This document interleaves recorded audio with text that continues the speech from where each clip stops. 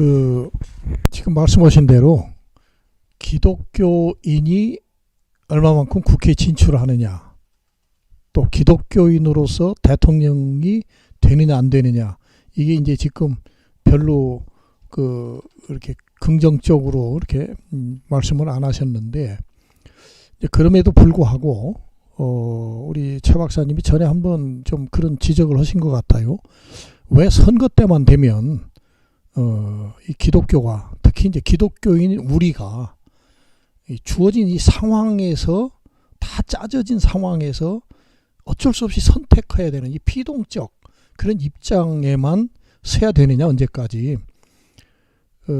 조금 더 적극적 참여를 한다고 하면, 뭐 정당을 만든다든지 뭐 이런 것보다 더 중요한 건 이 기독교적 가치, 아까 말씀드린 하나님 나라를 어떻게 실현하느냐 하는 좀 차원 높은 그런 정책을 기독교가 각 당에서 그거를 이슈로 이렇게 좀 받아들일 수 있도록 그런 좀 운동을 적극적으로 이렇게 해나갈 필요도 있지 않느냐. 예를 들면 이번에 뭐 재난 기본소득 그런 얘기를 자꾸 뭐 여러 측면에서 하면서 이걸 자칫 정쟁으로 이 흐를, 그래서 원래 이 기본소득이라고 하는 이 정신을 왜곡시키는 그런 현상들을 좀 보면서, 사실은 저는 어떻게 보면 이 기본소득이야말로 약자들, 그리고 천부적 하나님께서 주신 인간의 권리를 정말 이 정책화할 수 있는 아주 단초가 된다, 저는 그렇게 보고 있거든요. 왜 그러냐면 소득이라고 하는 것을 사람들이 일반적으로 노동의 대가다, 이걸 정설처럼 알고 있잖아요. 그래서 뭐 심지어는 뭐 노동하지 않는 자는 먹지도 마라, 이걸 무슨 금언처럼 그렇게 말해온 시기도 있었지만, 사실 가만히 생각을 해보면 이 꼭 인간이 노동을 해서 소득을 얻는 이 시기는 인류가 이 땅에 출현한 것에 비하면 아주 짧은 기간이거든요. 그러면 그 이전에는 노동을 하지 않아도 하나님께서 천부적으로 우리에게, 인간에게 내려주신 여러 가지 혜택들, 뭐 쉽게 말하면 뭐 햇빛이라든지 공기, 인간이 없이는 살 수 없는 기본 요소들, 이런 것들은 사실은 천부적 인권이고, 그런 측면에서 기본소득도 우리가 생각을 해야 되고, 그 비율을 포도원 농사꾼 또 얘기에서도 우리가 알 수 있지 않겠습니까? 그러니까 그런 좀 기독교적 가치와 이에 준한 사회적 그런 약자들을 구체적으로 이렇게 돕고 정책화할 수 있는 이런 아젠다를 교회가 좀 적극적으로 이렇게 발굴해내고 정책화해낼 수 있는, 좀 이런 쪽으로 그 정치에 참여하는 좀 새로운 어떤 좀 이슈를 좀 만들어 가야 되지 않나, 저는 그렇게 생각을 하는데. 예. 재난소득에 대해서는 뭐 기독교적 가치는 뭐 충분히 공감하고요, 정 목사님 말씀에. 근데 더 이상 중요한 이 선거에서 이 문제는, 큰 문제는 안 될 것 같아요. 왜냐하면 누가 먼저 얘기했느냐도 중요한 게 아니고 이미 결정된 사항이고, 여기서 또 자꾸 이제 뭐 국민 1인당 50만 원까지 올라갔던데, 이거는 그야말로 이 표를 의식한 건데, 이 국민들이 다 판단을 하고 있습니다. 이게 과연 이루어질 수 있는 일인지, 아니면 얼마나 진심에서 이게 나온 이야기인지 하는 걸 다 알고 있으니까요. 대구시의 경우 보면 여러 성금이 들어가서 이미 나눠줄 수 있는데도 불구하고 안 주고 있잖아요. 선거 끝난 다음에 주겠다. 그 이유는 지금 일이 많으니까 이것까지 나눠줄 겨를이 없다. 이게 말이 안 된다는 거 다 알고 있거든요. 국민들이 저 사람이 왜 빨리 안 주고 미루고 있느냐, 그 속을 다 이미 읽고 있기 때문에 이건 뭐 선거에도 영향을 줄 수 없는 것이고, 기독교인들이 충분히 우리가 한번 그 경험을 하면서 깊이 한번 생각해 보면 되는 문제 아닌가. 국회의 주 업무가 법을 만드는 거 아니겠습니까? 그런데 지금까지 정말 우리 민생과 우리 국민의 목숨 또 국민의 그 복지와 관련된 수많은 법들이 그 공약으로 뭐 오래전부터 그 제시되어 왔지만 결국 통과 안 되고 그냥 사장되고 묻히고 이런 걸 보면 저는 뭐 권력기관인 검찰 혹은 언론 개혁도 중요하지만 이제 국회 개혁도 진실로 중요하다. 그리고 그 독일에 이제 여러 정당들이 이 소위 정책적 차별이 있었어요. 추구하는 정책이. 그런데 녹색당이 처음에 등장했을 때 매우 고전했어요. 그 원내 진출을 못하고 그냥 이러다가 어느 날 갑자기 이제 그 뭐 정책의 그 뭐 녹색당이 이제 시민들의 이제 국민들의 지지를 받으면서 집권도 하고 연정에도 참여하고 뭐 이러다가 다시 또 약화되고 그런 것은 이제는 정당들이 이것이 자기 정당의 이해관계가 아니라 이것이 진짜 독일이 추구해야 할 가치라고 하면 그 정책을 그냥 수용한 거예요. 그러니까 정책적 차별이 없어져 버리니까 차이가 그런 것도 저는 궁극적으로는 국민이다. 국민은 이제 물과 같아서 배를 뜨게 할 수도 있고 엎을 수도 있는데 저는 이런 정치 행태가 나타난 이 모든 근본에는 국민을 두려워하지 않기 때문에 국민을 아주 무시하는 태도인 거거든요. 마치 우리는 뭐 뭘 모르는 사람들처럼. 그래서 저는 이번 총선이 어떤 정책적인 선택 뭐 여러 가지 기준에 의해서 선택을 하겠지만 궁극적으로는 정치인들 정말 국민 무서워할 줄 알아야 한다. 그렇지 않으면 배를 뒤집어 엎는다. 이걸 좀 보여주는 선거가 됐습니다. 그 문재인 대통령이 취임할 때 아주 멋진 말 하지 않았습니까? 공평, 뭐 공정, 정의로운 사회를 만들겠다.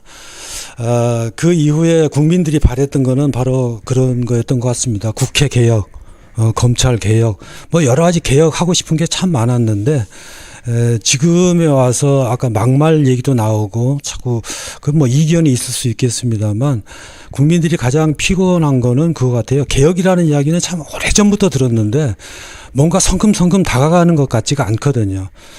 과거에 아주 오래전 예를 다시 한번 들어본다면 저는 김영삼 전 대통령 같은 경우에 정말 개혁에 대해서는 그분을 따라갈 사람이 없었다. 저는 개인적으로 뭐 크게 친분이 있었던 건 아닙니다. 그런데 취임을 하자마자 4월 달에 하나회를 해체를 합니다. 불과 한 달 반 만에. 그리고 8월 12일 날이었나요? 8월 12일 저녁에 금융실명제를 발표를 합니다. 이 군부 독재도 못했던 일이에요. 그리고 그 이듬해부터는 바로 전직 두 대통령을 법대 위에 세웁니다. 역사 바로 세우기. 나중에 김영삼 전 대통령이 회고를 하면서 그런 얘기를 했어요. 내가 그때 한화회를 척결하지 않았으면 이 국민의 정부, 참여 정부는 탄생할 수 없었을 것이다. 저는 그거 공감합니다. 그리고 마지막에 퇴임하기 직전에 자기가 잡아들였던 두 전직 대통령을 사면해 줍니다. 일간의 말은 김대중 대통령 당선인이 그렇게 요청을 했다고 그래요. 워낙 이제 IMF 그 어려운 상황이고 국론을 모아야 되니까 여소야대 국면에서 어떻게 할 수가 없으니까 그 힘으로 금모으기도 성공을 했고 남북 정상회담도 했고 한일 관계도 새로 열었습니다. 그 당시에 오부치 게이저 일본 총리하고는 어느 정도 가까웠나 하면 일본 언론이 오부치 총리보다도 김대중 대통령을 더 존경하고 더 신뢰했습니다. 일본 언론이. 그만큼 그 시대를 열었었는데 그러면서도 마지막에까지 가장 힘들었던 것은 자민련과의 그 협력이었거든요. 마지막에 17명밖에 안 됐습니다. 자민련 국회의원이.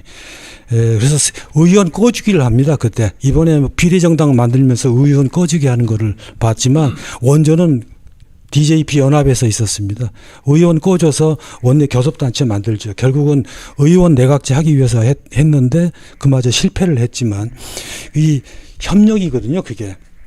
그런 협력이 보이질 않고 개혁이 안 보인다는 거죠. 개혁을 하겠다고 공평하고 공정하고 정의라고 많이 했는데 눈에 안 보이는 거죠. 이렇게 그 뭔가 성금성금 가는 게 보여야 되는데.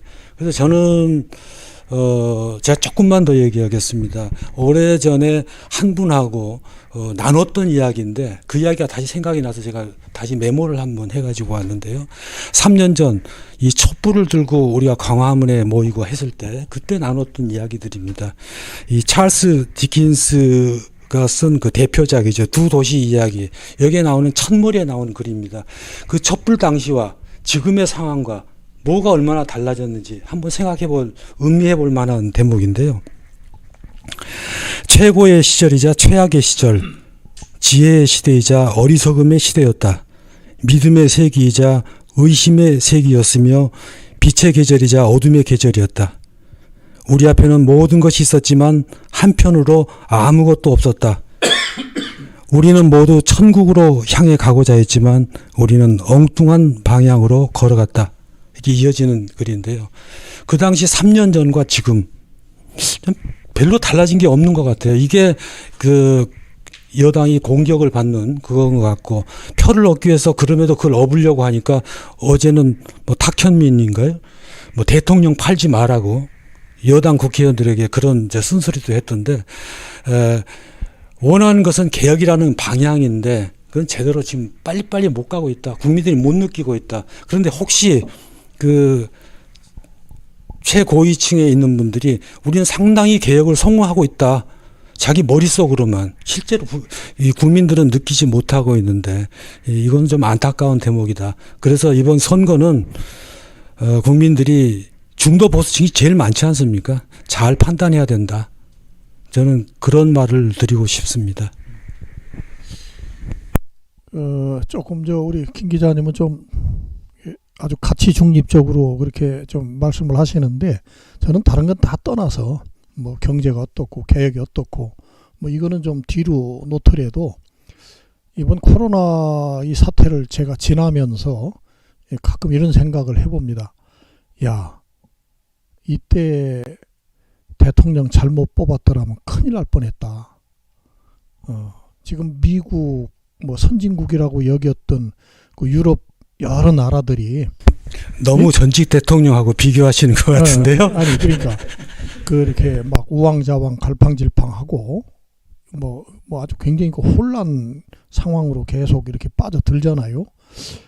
근데 우리도 이것을 자꾸 그 사회 분란, 뭐 혼란이다, 뭐 이런 여러 가지 이유로 자꾸 초기부터 이걸 감추고 또 정직하게 이걸 드러내고 이러지 않았더라면 우리도 똑같은 상황에 직면했을 거 아니냐.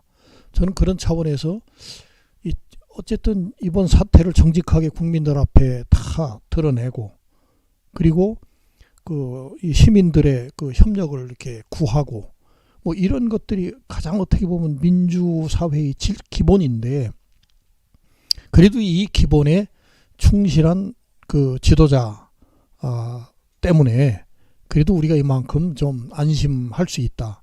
저는 이것 한 가지만 갖고도 좀 뭐랄까 좀 점수를 주고 싶어요. 뭐 이게 뭐 선거법에 뭐 되게 뭐 아니 선거법 위반은 아닌 것 같고요. 예. 제가 반론을 한 가지만 하겠습니다.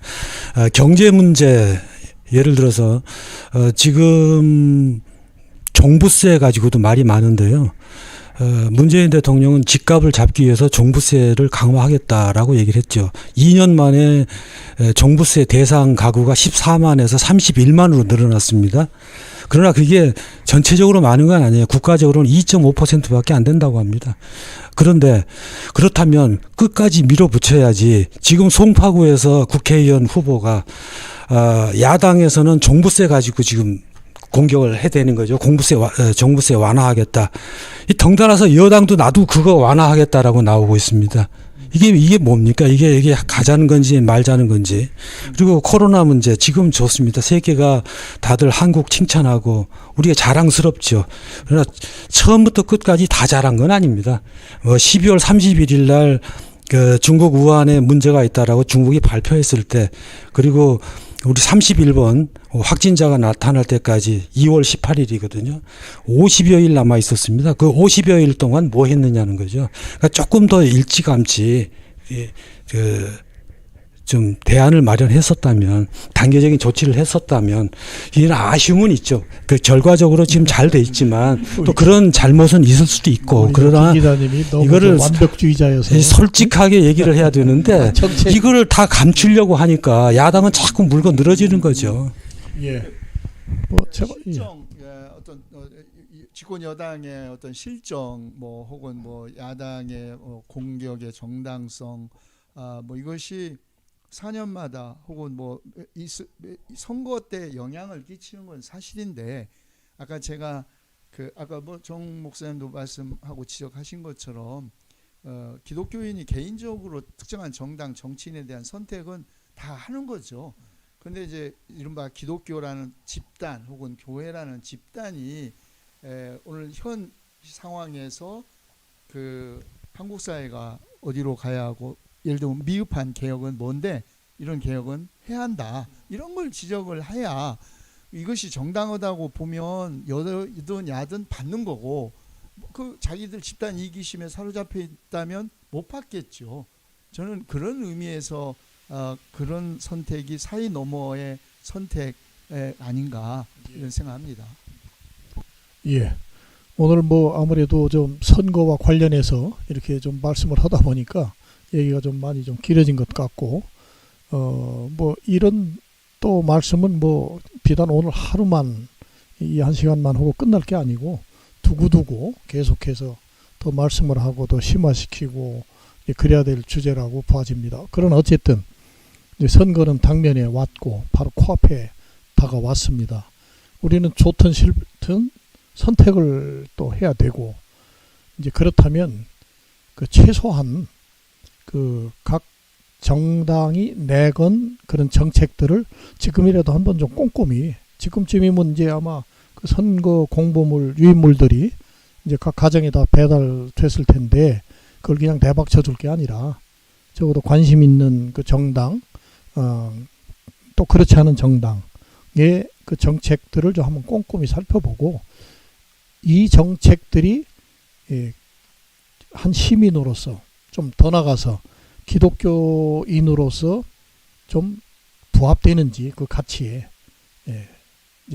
그런 부분도 한번 좀 그 선택하는데 한번 기준이 좀 될 수 있도록 그렇게 좀 적극적으로 그 정책들을 한번 좀 살펴보고, 또 각 그 지역에서 입후보한 이 국회의원 후보자들을 그들이 과거에 어떻게 또 행동을 해왔고 말해왔고 살아왔고, 이런 부분들도 좀 꼼꼼히 한번 살펴서 그 선택을 하는, 이제 이런 그 좀 적극적 어떤 참여, 이런 것들이 지금 단계에서는 저는 최소한의 기독교인으로서 책임 있는 그런 역할을 하는 것이다, 이런 말씀을 좀 드리면서, 그 여전히 제가 조금 오늘 대화에서도 좀 미흡한 그런 부분이, 전에 우리 최 박사님 이렇게 헐깃 좀 한 말씀이, 왜 국회 개혁은 얘기를 안 하냐? 아니 뭐 300명이 아니라 900명, 1200명은 어떠냐? 그런 제안에 제가 받은 느낌은, 그렇다. 왜 이 사람들이 저렇게 애를 쓰고 뭐 죽을 똥 살 똥 국회의원 되려고 저렇게 하냐? 말은 정말 국민을 위한다고 그러지만 정말 그거냐? 이런 질문도 이제 한번 해봐야 돼요. 국회의원 되면 그게 얻는 자기 사실은 기득권, 권력, 이득, 이게 솔직히 있거든요.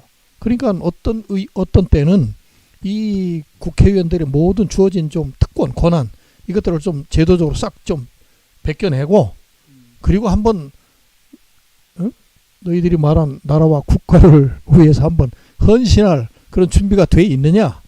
뭐 이런 것도 한번 좀 굉장히 좀 말 안 되는 얘기 같지만 한번 좀 내놓고 그래요. 그런 얘기를 한번 해왔으면 좋을 것 같습니다. 뭐 특별히 더 붙일 말씀 없으시죠? 예, 뭐 특별한 건 없고요. 어쨌든 이번 선거는 그렇습니다. 한국이 나아갈 방향이 뻔하지 않습니까? 사회 보장이 있는 민주사회. 그럼 사회 보장이 완벽한 민주사회를 끌고 나갈 수 있는 정당이 어디냐? 저는 그걸 보고 뽑을까 합니다. 예, 여기서 마치죠. 예, 수고하셨습니다. 수고하셨습니다. 감사합니다. 예.